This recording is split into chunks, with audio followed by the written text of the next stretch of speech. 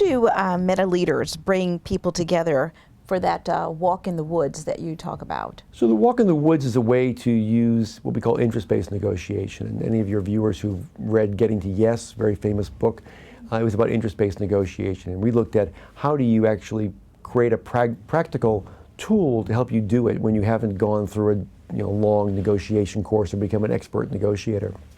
And really what it is finding out for each of the people who's involved, what are their self-interests? What do they want to get out of working together? Getting everyone to put it on the table and then say, where do we agree?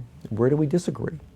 And every time we've done this, we've used the walk in the woods from one-on-one discussions with individuals to mergers of two large organizations.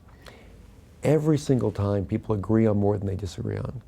Because that's why they're at the table, that's why they're willing to participate. And often if they agree on things like core values, long-term goals, missions, even if we're fighting over who gets which office when we move downtown next month, we fight over that, but we agree on a whole lot of other things. So once you build that common ground, you can then say, okay, let's expand our options here. We'll do some brainstorming. The third step is to sort of enlarge those interests and create an enlightened sense of how might we solve the problem.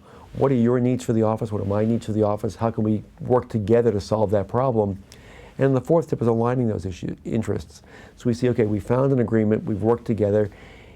Because you've got a linear process there and a structured process, it keeps you on track. Often will be actually kind of fun, because we'll have solved some problems together, we'll have created some new ideas together, and now that we like working together, we can go back and solve the things we haven't gotten to yet in a much more productive way. So it's understanding why someone's at the table, acknowledging that interest, building on it to create new options that helps you. That walk in the woods is a way to bring people together so you see that common mission and what you've all got invested in it. So when you create a solution, you're all invested in its success.